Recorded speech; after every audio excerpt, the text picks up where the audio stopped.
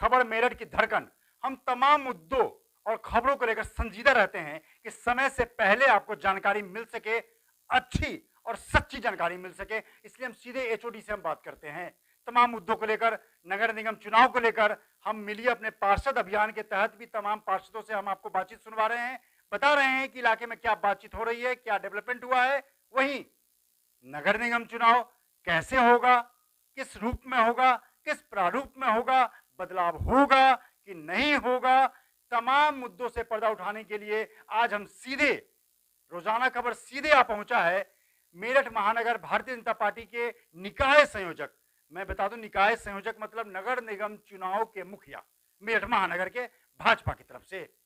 रणनीति क्या रहेगी, एजेंडा क्या रहेगा, किस तरीके से परिसीमन को लेकर कारवा बढ़ेगा नहीं बढ़ेगा, तमाम मुद्दों पर बात करने के लिए रोजाना खबर शख्सियत में आज हमारे साथ मौजूद हैं पूर्व पार्षद और निकाय संयोजक पंकज कतीरा। नमस्कार सर, रोजाना खबर में बहुत बहुत स्वागत है आपका। जी धन्यवाद सर। पंकज जी, सबसे पहले मैं जानकारी लूंगा कि सबसे पहले रोजाना खबर आपसे पूछा जाता है क्या 90 वार्ड के अलावा जो खबरें आ रही हैं तमाम अखबारों में भी और तमाम जगहों पे, क्या लगता है कि वार्ड बढ़ने की संभावना इस बार है या नहीं है? देखिए, जनगणना के अनुसार शासन ने जो आदेश भेजा था आज से 3 से 4 महीने पहले, उसमें ये तय था कि मेरठ की जो जनसंख्या है उसके आधार पर यहाँ पर 95 वार्ड बनने चाहिए थे।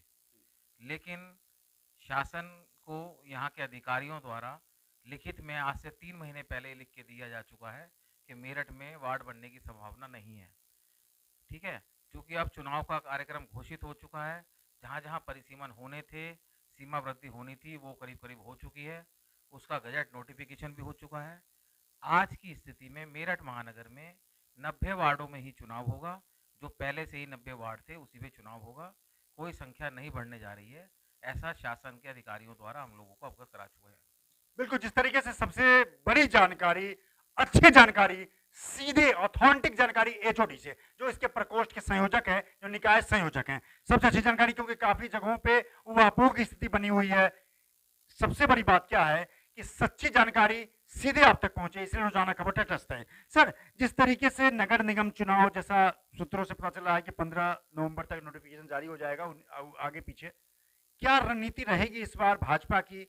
हमारे जो कैराना के संयोजक हैं करुणेश गर्ग जी से भी हमारी बात हुई, आप लोग इस बार मुस्लिम वार्ड को भी लेकर बहुत संजीदा हैं, क्योंकि मुस्लिम वार्ड भाजपा के परंपरागत वोट नहीं माने जाते, लेकिन इस बार मोदी योगी जी के नाम पे और तमाम समग्र विकास को लेकर आप हर जगह मजबूती से 90 के 90 वार्ड में इस बार रणनीति अपनाएंगे। देखिए, भारतीय जनता पार्टी उत्तर प्रदेश ये तय कर चुकी है कि पिछले चुनावों के अंदर जिस तरीके से भ्रामकताएं फैलाई जाती थी मुस्लिम समाज के अंदर, कि ये लोग, इनके अंदर भय का माहौल बना रखा था, भारतीय जनता पार्टी के पिछले चुनावों के अंदर जो रिजल्ट आए हैं, मुस्लिम मतदाताओं में खूब अच्छी रुचि दिखाई दी गई है। बाकायदा रिकॉर्ड ये साबित कर रहा है कि मुस्लिम मतदाताओं ने, मुस्लिम महिलाओं ने भारतीय जनता पार्टी को बढ़ चढ़ कर वोट दिया है। इस बार प्रदेश की बैठक में भी ये संगठन की तरफ से तय हो चुका है कि जहाँ पर भी हमारे पास मुस्लिम प्रत्याशी वार्डों में आएंगे प्रत्याशी का चुनाव लड़ने के लिए, भारतीय जनता पार्टी प्रयास करेगी उनका सर्वे कराकर उन प्रत्याशियों के बारे में जानकारी लेकर कि उनका सामाजिक आधार क्या है, उसके आधार के बाद हम लोग वहाँ पर प्रत्याशी खड़ा कर सकते हैं। निश्चित तौर पर अब की बार पूरे मेरठ महानगर के अंदर ये एक अच्छा संदेश जाने वाला है। जी, लगातार मैं 20 सालों से खुद भी देख रहा हूं कि नगर निगम में हमेशा भाजपा का ही बहुमत रहा है। निगम पार्षद आपके ही जीतते रहे हैं, 20-25 साल कंटिन्यू, ये 93 से मैं कंटिन्यू देख रहा हूं। लेकिन सबसे बड़ी बात क्या है कि जिस तरीके से मेयर चुनाव को लेकर, मेयर के चेहरे को लेकर, सीट को लेकर और परिसीमन को लेकर जो बातें आ रही हैं, क्या सर ऐसा लगता है कि इस बार जनरल पुरुष को जाने की संभावना है? देखिए, ये वाला मामला जो है ये प्रदेश शासन के हाथ में है, क्योंकि मेयर्स का जो आरक्षण होता है वो प्रदेश तय करता है। क्योंकि इस बार 16 नगर निगम के बदले 17 नगर निगम हो गए हैं, और पिछली बार मेरठ एससी महिला के लिए आरक्षित था। तो चूंकि गजट नोटिफिकेशन जो हुआ है आरक्षण को लेकर, जो शासन के द्वारा जारी हुआ है, उसमें स्पष्ट लिखा हुआ है पार्षदों वाले मामले में भी कि जो पिछली बार आरक्षित थे वो इस बार आरक्षित नहीं रहेंगे।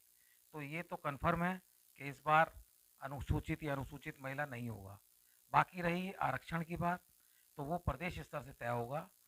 जनगणना को देखकर 4 तारीख तक आपके सामने सारा रिजल्ट आ जाएगा कि मेरठ की सीट महापौर की वो किस आरक्षण में जाएगी।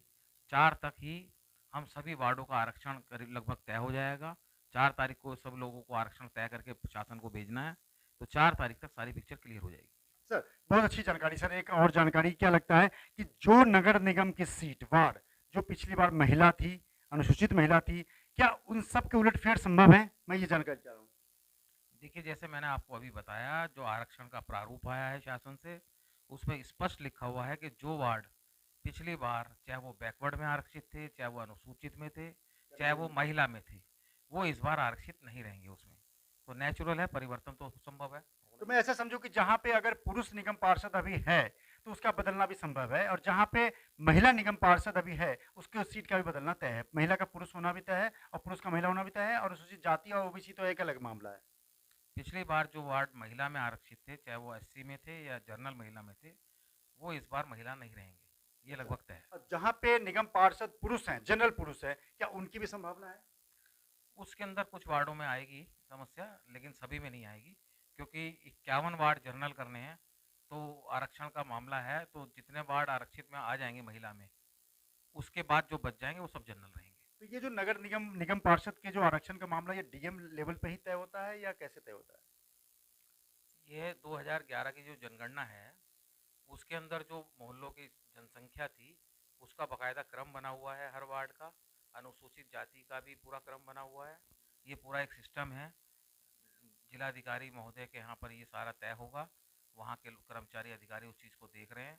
हम लोग भी उसके अंदर बारीकी से नज़र लगाए बैठे हैं कि कोई इसके अंदर कोई भी गलत चीज़ ना करी जाए, जो नियम अनुसार है उसका आरक्षण हो। हम लोग भी यही करेंगे। पंकज कतीरा हैट्रिक लगा चुके हैं, निगम वार्ड में पार्षद रह चुके हैं 3 बार। लेकिन सबसे बड़ी बात क्या है कि जिस तरीके से इनको महानगर निकाय चुनाव का संयोजक बनाया गया है, उससे कहीं ना कहीं ये बात साफ है कि एक सुलझे हुए व्यक्तित्व को ये कमान सौंपा गया है। सर एक सवाल और आपसे, क्या लगता है कि इस बार जो 90 वार्ड हैं उसमें क्या पिछले बार के मुकाबला, क्या आप मुस्लिम बहुल सीटों में हम जीत की संभावना को देख रहे हैं क्या? देखिए, पिछली बार भी हम लोगों के यहाँ एक मुस्लिम पार्षद जीत के आए थे। उससे पहले भी तहसीन अंसारी हमारे भारतीय जनता पार्टी के सिंबल पर जीत के आए थे। इसलिए ये वाला विषय तो कहना बेकार है कि मुस्लिम पार्षद भाजपा के सिंबल पर नहीं जीत सकते। बहुत ज़्यादा चेंजिंग आ रही है, वहाँ के लोगों के अंदर भी ये विश्वास बन रहा है कि जो पिछली पार्टियों ने उनको डरा रखा था, भारतीय जनता पार्टी का हवा दिखा रखा था, वो भी महसूस कर रहे हैं कि हम लोग यहाँ पर सुरक्षित हैं। चाहे वो गुंडागर्दी हो, बदमाशी हो, सब चीज़ों से बचाव है। दूसरा, मेरा एक और रोज़ाना खबर के माध्यम से आप सबको मैं एक और जानकारी देना चाहता हूँ कि मेरठ का दुर्भाग्य है कि जिस पार्टी की सरकार प्रदेश में होती है, मेरठ का जो महापौर है वो उस पार्टी का नहीं बन पाता।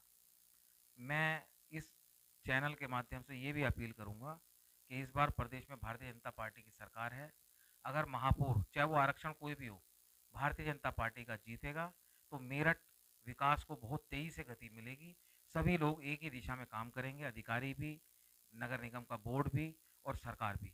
तो मैं सिर्फ यही कहना चाहूँगा कि अगर अब की बार महापौर का प्रत्याशी भारतीय जनता पार्टी का जीतता है, तो मेरठ बहुत तेज़ी से विकास को आगे बढ़ेगा। यही बात मैं कहना चाहता हूँ। बिल्कुल, जिस तरीके से लगातार बहुत बड़ा खुलासा, कई चीजों की जानकारी, सटीक जानकारी मिली है। आखिरी सवाल चलते चलते, मेरे पुराने मित्र भी हैं, करीब करीब 25 सालों का हमारे इनके परिचय भी है।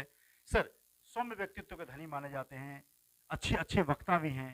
क्या मैं आपको मेयर का उम्मीदवार के तौर पर देख सकता हूँ क्या?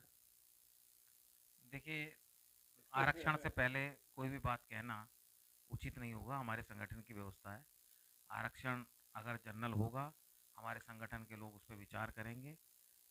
हमारे यहाँ स्वयं ना करके हमारे परिवार के लोग, संगठन के लोग अपने आप ही विचार करते हैं कि कौन प्रत्याशी उचित रहेगा। तो इसलिए मैं इस बारे में आपको अभी नहीं कह पाऊंगा। आरक्षण के बाद ये सब चीज़ क्लियर होगी। अच्छा, एक चीज, जनरल सीट होने पे क्या पंजाबी भी जनरल में कंसीडर होते हैं या पंजाबी का कोई अलग रिजर्वेशन होता है? पंजाबी 90% जनरल होते हैं, लेकिन पंजाबियों के अंदर जैसे सुनार हैं, पंजाबी सुनार होते हैं, वो लोग बैकवर्ड श्रेणी में आते हैं, लेकिन वो पंजाबी समाज से होते हैं। लेकिन इस बार लग रहा है कि जनरल मेयर इस बार मेरठ को मिलेगा। मैंने आपको कहा ना, देखिए, पिछली बार अनुसूचित महिला था, शासनादेश के अनुसार अनुसूचित नहीं होगा, तो बैकवर्ड भी हो सकता है और जनरल भी हो सकता है। तो इसलिए मैं अभी नहीं बोलूँगा इस बारे में, क्योंकि ये शासन का मामला है। सभी को अपेक्षाएं होती हैं अपने आरक्षण के संबंध में, क्योंकि मेरे पास दायित्व है संगठन का। तो जो प्रदेश के लोग तय करेंगे उसी हिसाब से आरक्षण को माना जाएगा और उसी हिसाब से सब काम करेंगे। बहुत बढ़िया। पंकज कतीरा जो लगातार हैट्रिक लगा चुके हैं नगर निगम में, तमाम कुशल वक्ता भी हैं, जुझारू व्यक्तित्व भी हैं, लेकिन सबसे बड़ी बात क्या है कि रोजाना खबर के माध्यम से कई चीजों से हमने पर्दा उठाया। परिसीमन नहीं होगा, वार्ड की संख्या नहीं बढ़ेगी, 90 वार्ड पे चुनाव होंगे, यह तय है कि जो अनुसूचित महिला है वो भी बदलना तय है, जो जनरल महिला है उनका भी बदलना तय है। पुरुष में को लेकर, जनरल पुरुष को लेकर कुछ सीटों पर बदलाव होगा, कुछ सीटों पर नहीं होगा। और सबसे बड़ी बात क्या है कि मेयर का चेहरा जनरल होने पर मेरठ को हो सकता है कि इस बार बहुत बड़ा सौगात मिले। पंकज कतीरा द्वारा ये तमाम चीजों को दिखाने के पीछे मंशा है। तमाम मीडिया में जो खबरें आ रही थी परिसीमन को लेकर, वार्ड बढ़ने की संख्या को लेकर, सब चीजें विराम लग गया है। रोजाना खबर आपको सच्ची और अच्छी खबरों को देने के लिए जाना जाता है। खबर को देखिए, कमेंट कीजिए और चैनल को सब्सक्राइब जरूर कीजिए। विभूति रस्तोगी, रोजाना खबर, मेरठ।